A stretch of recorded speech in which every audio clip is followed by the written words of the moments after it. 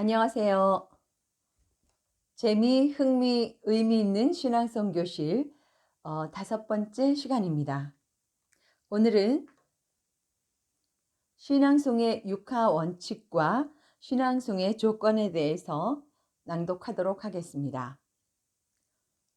신앙송의 육하 원칙. 신앙송에 대한 기법이나 표현법은 개인에 따라 다르다. 똑같은 방법으로 신앙송을 한다면 듣는 사람들이 무척 지루할 것이다. 각자의 음색과 표현법으로 개성 있게 낭송하는 방법이 무엇보다 필요하다.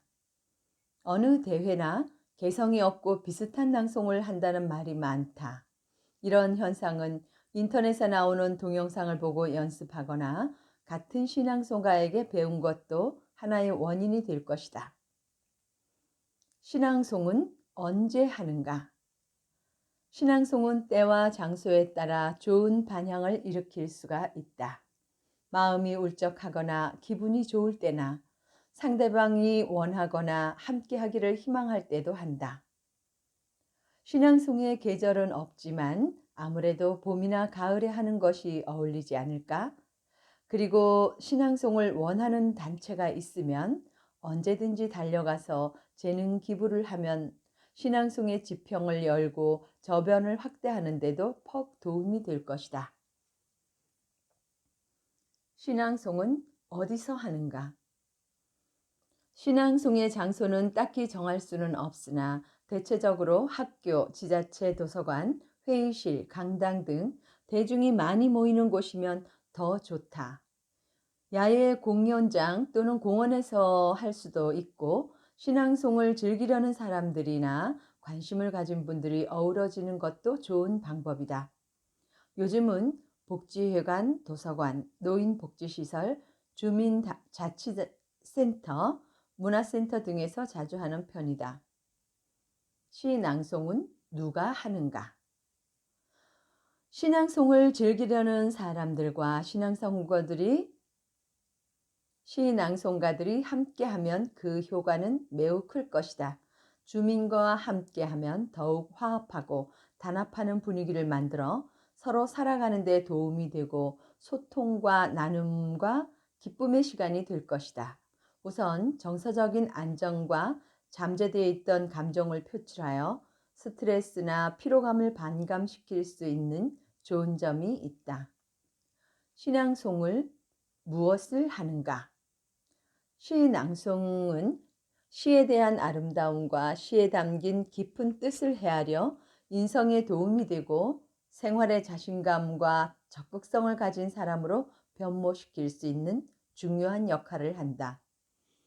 그러기에 서정적이고 감성적인 시를 자주 접하게 되면 자신도 모르게 기분이 좋아지고 올바른 생각과 가치관 형성에 많은 도움이 되는 계기가 된다. 시 낭송은 어떻게 하는가? 명자 신랑감처럼 한다. 첫째, 명료할 것. 둘째, 자연스러울 것.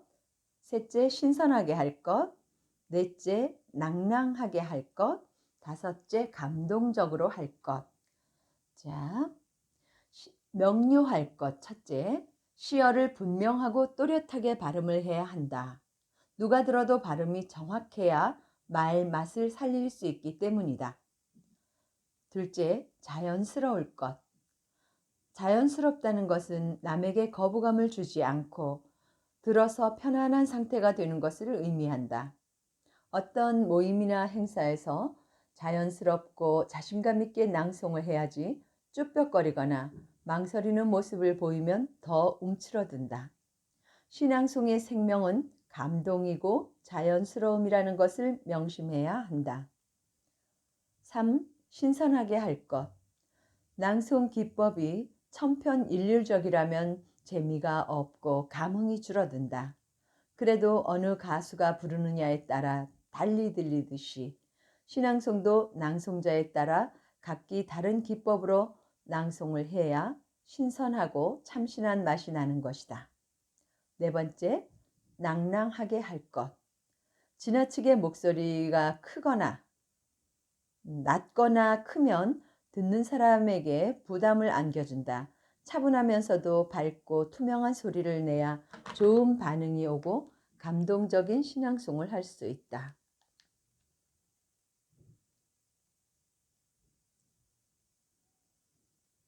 밝고 뚜렷하고 선명하게 낭송을 하면 더욱 감동으로 다가올 것이다.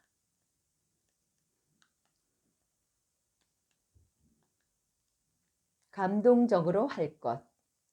본인이 아무리 잘했다 하더라도 남이 감동을 하지 않으면 잘한 신앙송이 아니다. 감동적인 신앙송이 되기 위해서는 부단한 노력과 열정이 수반되어야 한다. 신앙송을 보다 감동적으로 잘하기 위해서는 목소리에 너무 의존하지 말고 시를 꾸준히 읽고 이해하는 자세가 필요하다. 신앙송은 왜 하는가? 신앙송의 첫 번째 이유는 자기 자신을 위하는 것이라 할 수 있다. 신앙송을 하면 스스로 기쁨과 행복한 시간을 갖게 된다. 자신의 존재감이나 재능 기부를 위하여 하는 경우도 있으나 대체적으로 다음과 같은 세 가지 경우로 요약할 수 있다. 기쁨과 힐링의 시간을 갖기 위하여, 타인과의 소통과 감동의 시간을 위하여, 시적인 감성과 감동을 여러 사람에게 전달하기 위하여. 1. 자신의 기쁨. 2. 소통의 기쁨. 3. 재능 기부의 기쁨. 신앙송의 조건. 신앙송에 대한 열기가 전국적으로 뜨겁다. 전국에서 해마다 70여 곳 이상에서 신앙송 대회가 열리고 있고 신앙송이 새로운 예술 형식으로 자리를 잡아가고 있어 상당히 고무적이다. 그러나 노래를 한다고 누구나 가수나 성악가가 되는 것이 아니듯이 시를 낭송한다고 시낭송가가 되는 것은 아니다. 시에 대한 남다른 감수성과 타고난 음성 그리고 시의 소화력, 연출력을 골고루 갖춰야 한다. 그러면 신앙송의 조건을 알아보자. 1. 시를 선택한다. 우선 문학성이 높고 감동적인 시를 찾아야 한다.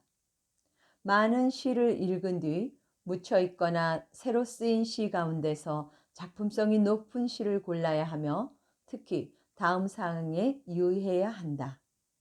1. 선택한 시는 다른 출판사 3곳 이상의 것을 비교하여 탈자, 오자를 확인한다. 2. 시를 음미하며 묵독, 목독을 반복한다. 3. 감정을 배제한 채 낭독해 본다. 4. 고저, 장단, 강약, 완급, 쉼의 9가지 사항을 살린 후 신앙송 표기법을 이용하여 어떻게 낭송할 것인가 설정한다. 5. 자신이 시의 주인공이 되어 마음에서 우러나오는 진실한 감정으로 낭송한다. 6. 자주 녹음하여 들어보며 다듬는다. 시를 두 번째, 시를 올바로 선택한다. 낭송자는 시와 청중 사이에 매개체가 되는 전달자인 만큼 시에 대한 완전한 이해가 있어야 한다. 가령 박두진의 설악부를 골랐다고 하면 작품이 쓰인 연대와 시대의 배경, 시인의 고향 및 성장 배경, 그리고 시인의 여러 대표작과의 상관관계도 알아야 한다. 또한 시어 하나하나의 숨은 내포성을 샅샅이 파헤쳐야 한다. 낭송자의 완전한 이해만이 시의 완전한 전달이 가능하기 때문이다. 3. 청중과의 호흡을 맞춰야 한다. 낭송자의 입안에서만 맴도는 시로는 청중을 사로잡을 수 없다. 대형 가수가 청중을 몰입시키거나 자기 분위기로 끌어당기듯 시 낭송자는 청중을 이끌고 시의 용광로 속으로 뛰어들어야 한다. 또한 다른 사람의 아류가 아닌 이미 무수히 들어온 억양이나 리듬이 아닌 나만의 낭송법을 터득하기 위한 끊임없는 노력이 뒤따라야 한다. 아우라가 있고 특징이 있는 신앙송이 자라는 것이며 뭐니 해도 신앙송의 생명은 자연스러움. 자연스러움과 감동이라고 할 수 있다. 자연스러우면 감동하고 감동을 한다는 것은 자연스러움이 다른 등식이 늘 성립해야 잘하는 낭송이라 생각하며 각국이 낭송법을 지향해야 할 필요가 있다. 각국이 낭송법. 가성, 꾸미는 것, 기교를 부리는 것. 처음 시작할 때 신앙송 하는 법. 처음 시작할 때 톤, 음조, 톤의 설정이 매우 중요하고 첫 행을 잘 낭송해야 한다. 톤을 높이거나 낮게 잡지 말고 편안하고 자연스럽게 하되 정확한 발음, 발성, 호흡에 유의해야 한다. 지나친 기교, 감정 과다, 불필요한 장음, 숨소리, 꾸민 목소리, 동화구연식 신앙송은 삼가